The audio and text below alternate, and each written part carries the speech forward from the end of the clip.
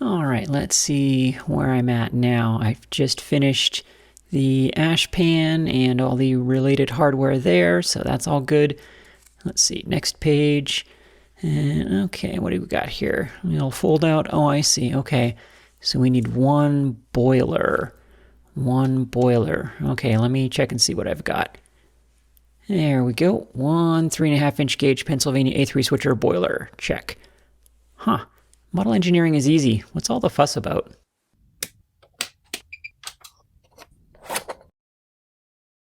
I've been waiting 2 years to make that joke. I hope it was good for you, because it was pretty good for me. Oh, wait. Hello, Internet. My name is Quinn, and this is Blondihacks. Working on the locomotive this week. We're bringing the boiler back in out of retirement, and we're going to work on the fire door assembly. One more piece of the fire management system that we've been working on. Should be fun. Let's go. Our progress does feel real, though, now that we're on the other side of the boiler in the book. I did a quick bit of math on the page count, and by page count, only counting the pages in the book that are actual drawings, we have finished 75%, believe it or not.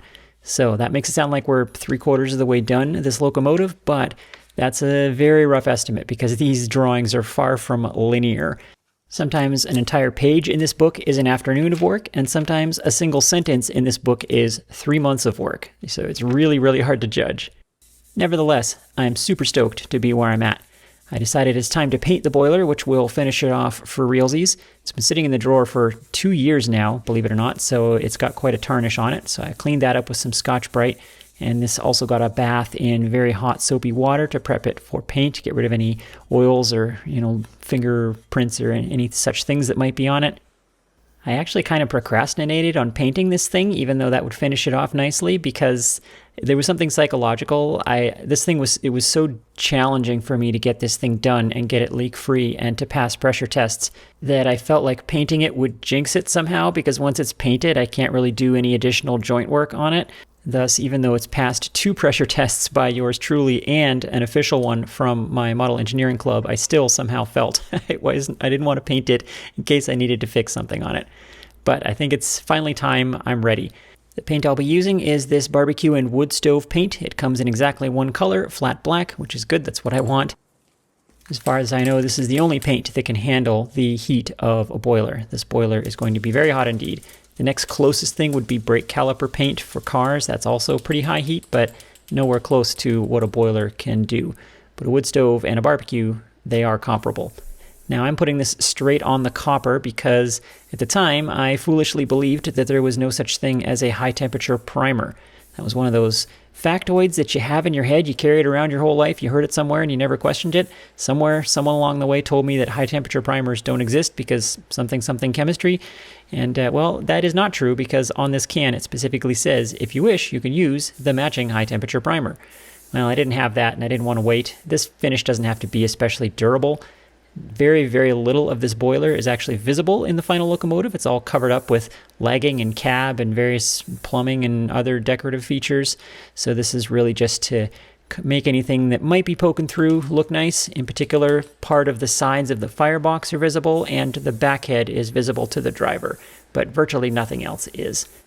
One of the many, many very strong advantages of a copper boiler versus steel is that, of course, it won't rust. So the paint doesn't have to be all that good. It doesn't have to be perfect in order to prevent corrosion. So if I miss a spot here or there, as long as it's not cosmetically visible, doesn't matter.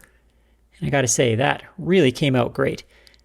There's certain things that you kind of know intellectually, but until you see it, you don't appreciate it. And one of those things for me was that flat colors cover up imperfections in things. This boiler had plenty of imperfections in it, dents from hammer forming and blob to silver solder and so on. And let me tell you, covering it in flat black, all of those crimes vanished. This thing looks like $1 million now. I'm really quite surprised how nice that came out. If I'd known it was going to come out this nice, I would have painted it a lot sooner. You do have to be careful not to get it dirty, though. One of the downsides of flat colors is they show every dust mark. You can already see some smudges on it just from having dust on my fingers and handling it, but that's okay. It's a hard-working boiler. It's going to get a whole lot dirtier than this as soon as I start using it. But for now, I'm going to enjoy it in all its glory. Now, the real object of today's exercise, however, is this big hole in the front. This is the fire door where you shovel the coal in. And there's some hinge and latch plates already built into the boiler that we did if you watched that part of this playlist. And the fire door itself is going to be made from this chunk of brass. I'm going to rough cut a square of this, and we need to lay out the circle that we're going to need for the fire door itself. This brass forms the outer layer of the door. The door is double layer. We'll talk more about that later, but for now I'll find the approximate center of it, put a little center pop on that, and that'll give me somewhere to stick the end of my dividers so I can trace the outline of this. This is a rough outline that will give me a guideline for knocking the corners off on the bandsaw, and I'm going to turn the OD of this using a pressure turning mandrel on the lathe. So I've got a scrap of aluminum, and I'll face this down to get a nice square surface. I'm also going to put some grooves in it because this is going to be partially a superglue mandrel, and if you put some grooves in there, the superglue holds much better. This is a trick that I and the rest of the internet all learned from ClickSpring. Someone in my comments a few videos ago called me Chick Spring, which was hilarious and flattering, but I am nowhere near his level, but I appreciate the sentiment. Now in comes the superglue. This is the thick gel stuff from Loctite. I really like this stuff. I find it works really well. Now I'll pin that on there approximately centered by using the tailstock. This doesn't have to be perfect. And I'll leave that on there with plenty of pressure from the tailstock until the superglue is cured. Now I pull that out and come back in with my pressure pad. This is just an aluminum plate that has emery paper glued on the front of it. Sorry I didn't show you the emery paper, but you've seen this before if you watch my channel. And then again, plenty of pressure on that pad, and that will supplement the superglue, give it some extra strength. Back in the day, model engineers used to do this process with just the pad. This was called pressure turning, and there would be emery on both sides, but superglue on one side and emery on the other actually is easier and works better. The mandrel is a little bit oversized, so I just turned the mandrel down with the piece. No harm done there. And that'll give me room to get a micrometer on there and check my dimension. Once I'm happy with that, I can get ready to do some other features. I'm going to leave it on this mandrel because it's easy to hang on to while still glued to that, and bring it over to the mill because I have a complex hole pattern to drill in this thing. I'll find that punch mark using the center finder end of my edge finder. You can do this by feel with your fingertips, and that'll get you within a couple thousandths. That's accurate enough for this. And then that center reference can be used to lay out a 4-hole pattern, which holds some standoffs for the second wall of the double wall door. More on that in a minute. Then there's also some holes for holding the latch and a hole pattern for the 2 hinges. Lots and lots of holes in this thing. And some of those holes are tapped and some of them are clearance. Now I'm done with the mandrel, so I'll use a little bit of heat to break that superglue. This actually takes more than a little bit because it's glued to a big chunk of aluminum, and aluminum is a heck of a heat sink. So I spent quite a bit of time heating that up until that glue finally let go. That'll leave a residue on the back of the part that's easily cleaned up with acetone. Superglue mandrels, good stuff. First of many, many test fits of this door. I've got a lot of tricky operations coming up, and at each step I need to check and make sure that the door is gonna fit. The next thing to do is the hinges. I've got this scrap of brass from which I will shape up a chunk to make the 2 hinges from. I did a basic cleanup cut on one side. Then on the other side I had quite a bit to remove, so I thought, well, this is a fun chance to actually push the shaper a little bit. Let's see what it can really do. You can see from the offset of the tool how much of a cut this is going to be. This is 1/8 of an inch, this cut, so this is more than I would ever do on my milling machine. And honestly, the shaper didn't even notice that. You'll see the ram stalling here, and that's actually the drive belt slipping on the motor. I keep that belt fairly loose because the clutch is more trustworthy if the belt is loose. But if I had that belt tight, this thing wouldn't even be bothered at all by this cut. And if you know this shaper, then you know that I've got a 1/4 horsepower motor on it, which is half the rated horsepower of the machine. So it's, I mean, I don't even know what it would be capable of if it had the full-size motor on it and the drive belt was tight. Yeesh, this thing is really very impressive. The geometry of a shaper is very, very good for rigidity. Much, much better than a column benchtop mill is. Column benchtop mills are very floppy for their size compared to lathes and apparently shapers. But taking massive cuts really only matters if you're production machining, and in the hobby shop, time is free, so I don't see any need to push the machine to its limits. There's no need to abuse the poor thing. I'm not in a hurry. Then I put a couple of very tiny threaded holes in there. These are the screws that will hold the hinges in place for silver soldering. The hinges get silver soldered to the door for strength. I thought I'd give you a wide shot of this operation so you get a better sense of scale. I always shoot most things with the macro lens really close, and I think that gives people a distorted view of sometimes how small these parts actually are. Now for the next test fit, these hinge blanks are still oversized in every dimension, and I'm going to thread them into their hopefully final positions on the front of the door. And that will allow me to do yet another test fit on the hinge bracket on the boiler. That hinge bracket is a folded piece of copper that's been riveted to the boiler, so there's nothing particularly precise about it. So I need to kind of fit the door to that hinge bracket, hence all the test fitting. Now I can mark those hinge blocks. They need to be recessed into the door a bit, so that scribe line will give me a guide for where the edge of my recess needs to be. I'll rough it in with the mill, but it's obviously a curved line technically, so I won't be able to finish that cut here on the mill, not easily anyway. I'll finish that cut with some filing. Now technically I can't file it either because it's the inside of a curve. It's a concave surface, which of course you can't file that. But the radius of the door is large enough that a straight line segment that's this short will be a close enough approximation to the curve, and the joint is going to get filled with silver solder anyway. If that radius did need to be an accurate fit to the door, you could do it with a large diameter cutter or something like a fly cutter on the milling machine. It would be a complicated setup though to get the radius and the offset just right to match where the hinge will be on the door, but you could do it if you needed to. So there's the two hinges recessed in there now and screwed in place, looking good. The next thing I want to do though is figure out how to get the holes drilled in the perfect place for that somewhat sloppy sheet metal hinge bracket. So I'm going to put this on here and do some test fitting, or at least I tried to, but as you can see the heads of the screws are in the way, so I can't position those hinge holes yet. Instead what I decided to do is silver solder the hinges in place one at a time so I can mark the holes. So I've pickled everything and now I'm fluxing, and I'm going to solder one of the hinges in place using those screws to hold it during the operation. It's a very easy silver soldering operation, fortunately.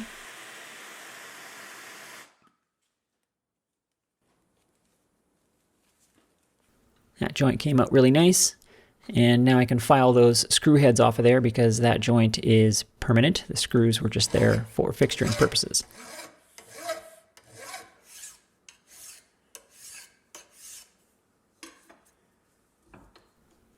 Now I've got one hinge in there and a flush back, so I can finally position the fire door in its final location on the back head, and I've blued up the top surface of that hinge so that I can mark it.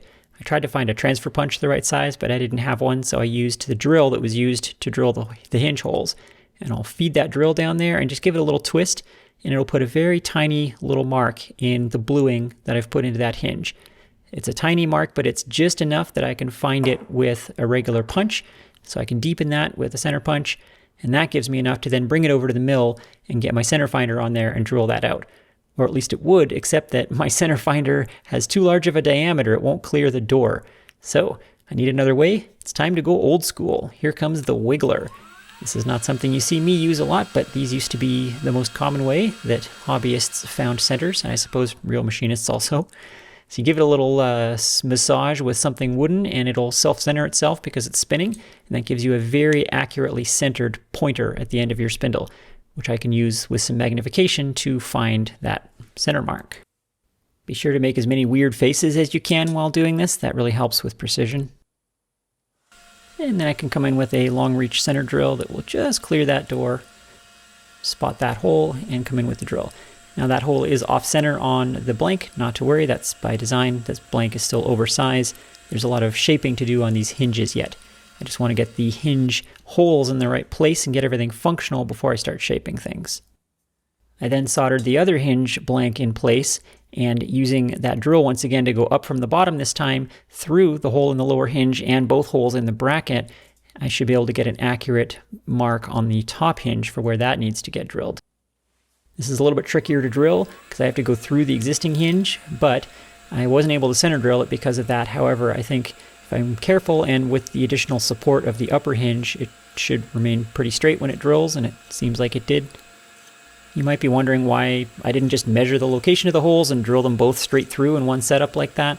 I mean, that might have worked, but the thing is, there's no guarantee the holes in that hinge bracket are really well aligned or that they're straight or square with anything because it's a folded sheet metal part that's been riveted onto the boiler. I wasn't taking any chances. I was going to carefully lay out and mark every single thing one at a time to make sure that everything stayed in proper alignment as I went along. So this may not have been the fastest way to do it, but I'm extremely pleased with the result. The alignment on that is excellent, and the door closes flat and flush on the fire hole, so I really have nothing to complain about that. I'd rather go slow and ensure a good result than to try and do something a faster way right off the bat. Shaping these hinges, though, was a bit tricky because I really had to do it after all of the mechanical features were done and known to be correct. So I pretty much had to freehand this. I did some rough shaping on the belt sander, and then I finished up with a bunch of filing. And this was just done by eye. I didn't do any kind of fancy setups or radiusing or anything. This is all very small stuff, and the shape of this whole thing is so awkward, there was really no way to get it into any kind of fixtures or machines that I might typically use for this type of operation. So, yep, it was just filing and eyeballing. But I'm very, very pleased with the results. I think those came out nicely shaped. Happy with that. And we can do one more test fit with my drill bit hinge, and look at that. That is a fire door, my friends, so we're on the right track. However, we need one more layer on the inside of this, so I've got a piece of stainless in a fixture very similar to what I used for the fire door turning. If you're a regular viewer of this series, then you know I've said many times that the thing about a coal fire is that it is easily hot enough to melt all of the metal that we're putting around it. The only reason it doesn't is because the firebox in the boiler that surrounds the fire is a double wall that's filled with water. And water has a supernatural almost ability to absorb heat and carry it away. And that's what keeps the fire from melting the metal. However, the fire door ring is a portal through that wall of water because, of course, we have to be able to get in there with the coal shovel. And so we need a way to get through that wall of water, and the fire door is thus then a thermal weakness, effectively. There's nothing stopping the coal fire from melting the door because there's no layer of water there. So what we need to prevent that is a heat shield. We don't have to worry very much about conductive or convective heat. What we're worried about is radiant heat. And this stainless steel plate will protect the door from the immense infrared radiant heat of that fire. Stainless can take a lot more heat than brass can, and it will create an air gap behind the heat shield that will provide additional protection. The piece of stainless that I started with was over thickness. I think I forgot to order the right stock for this when I was planning this section of the build, but I knew I was going to be using this mandrel setup, same as I did for the front door, so I decided I'll just thin it down in this same setup. That'll be easy. The only trick is I have to do it without the benefit of the pressure pad on the tailstock because I'm, of course, facing. But I think the super glue should be strong enough to, or not, or not. I think if this was brass, I would have got away with that, but stainless is a little harder to cut. I should have maybe tried lighter passes. All right, well, plan B, the problem solver, the flexi chuck. This thing gets me out of a lot of trouble, including needing to make tricky cuts on very thin disc-shaped material. I've done whole videos on this thing if you want to know more about it, but I'd already had a counterbore on the front of it that was close to the correct size. I just needed to enlarge that a little bit, and I made a little step in there so that the piece will be held proud of the face of the chuck just enough that I can thin it down to final thickness in one setup. This is a tension chuck, so you machine the diameter you need while it's pre-expanded, and then you release the expansion and it's held in tight. Or you can do the reverse of that if you have to hold an ID. Another way to do this is what's suggested in the drawings, which is to use the clearance holes that are going to be in this part and bolt them to a faceplate. But I didn't want to do the clearance holes first because it's more difficult to get them properly centered on the part. So now that that facing is done, I'm going to come in with a very tiny center drill, and I'm not even going to drill it. I'm just going to mark it, essentially, like the equivalent mark of a very small center punch. And that is going to allow me to set it up in the milling machine later while we have it sitting in the lathe and spinning up, because of course I lost my initial layout center mark when I faced it down. So using that little center punch, I can take it over to the milling machine. I've actually super glued it to a mandrel just to hold it for this setup, and then centered it up just like I did on the brass door, and I'll drill the clearance holes that are going to mount this to some standoffs on the back of the door. Speaking of standoffs, those were turned and drilled out of some stainless. It's 4 little tubes, effectively, that are going to have long screws going through them. Here are all the little parts of the heat shield 4 little standoffs. I was careful to make them all identical in length to within 1,000th because of course they all need to be so that the shield will bolt down nicely and sit flat. And then some stainless steel screws complete the installation. Now the moment of truth, it has to be smaller in diameter than the door so that it can clear the fire hole ring as the door opens. And now we get to find out if I did that right. I mean, the drawings did the math for me. I didn't have to do that. But if I didn't make something right, then it wouldn't clear. But look at that. It does. Considering that fire hole ring was hammer formed and silver soldered 2 years ago, I'm very pleased to see that the dimensions on it seem to be correct. And that door is opening and closing beautifully. So that's good. Our door should be safe from the fiery inferno of the coal. The next thing to make is the latch, and Kozo has quite a nice, compact, and simple design for this. It's a simple leaf spring that's bent into a curve, and that acts as the handle and the latch all in one. It's a very simple design, much simpler than a full-size locomotive would use, of course, but it needs to fit in a very small space and be functional. The trick here is we need to take a leaf spring and curl it such that it ends up with a known final diameter. I looked up online and found a springback calculator. If you just DuckDuckGo springback calculator, you'll find one of these. There's plenty of them, but it allows you to punch in all of the various properties of your material, and it will tell you how much smaller your hammer form or bending mandrel needs to be in order for the part to end up the correct dimension after it springs back.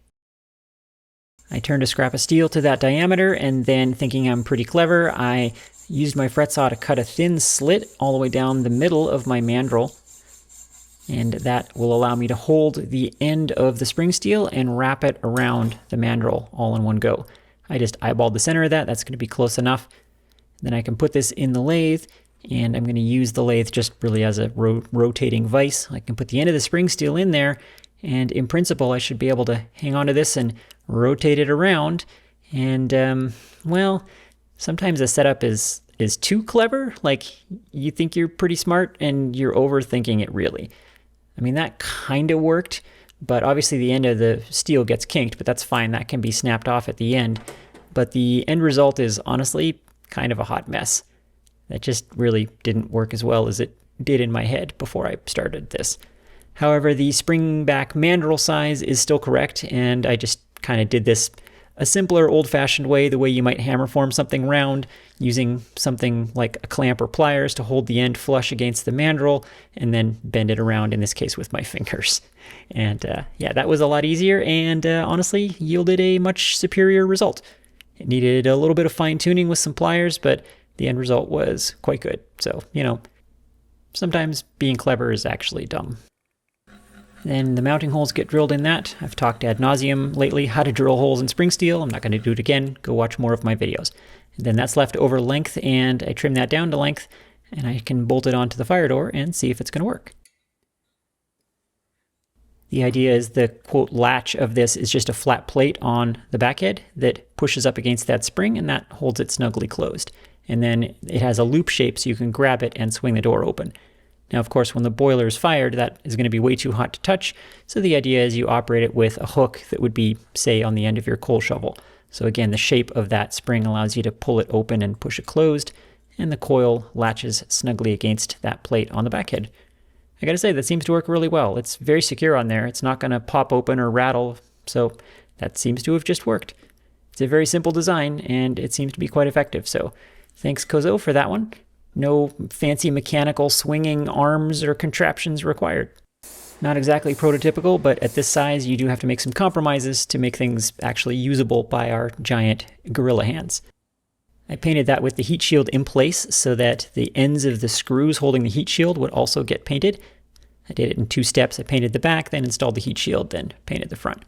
I made the hinge pin off camera. It's a stainless steel bar, nothing fancy. And I also painted the spring because I thought it would look nice. Obviously the paint isn't going to last very long on that spring nor on the latch, but that's fine. It doesn't need to. And it's looking pretty good. It's certainly functional. So let's get this thing installed on the locomotive. I haven't seen the boiler installed after being painted yet, so this should be pretty exciting because, yeah, it's really, really going to start to look like a boat now. That sits on there like so, and door closes like so. Here's kind of the driver's eye view of that fire door where you'll be sitting behind the locomotive, and then you'll be opening it and shoveling coal in there with a tiny, adorable shovel. Well, that is looking really nice. Boy, I should have painted the boiler sooner. I really should have. I'm very pleased with how that's come together, and that is excellent progress. We can move on to some more functional bits at the front of the boiler now, and pretty soon we'll have the boiler installed on the locomotive for the final time, which is going to be an amazing milestone. Well, thanks so much for watching. Thanks for sticking with me. Thanks to my patrons for keeping this ridiculous show on the road, and I will see you next time.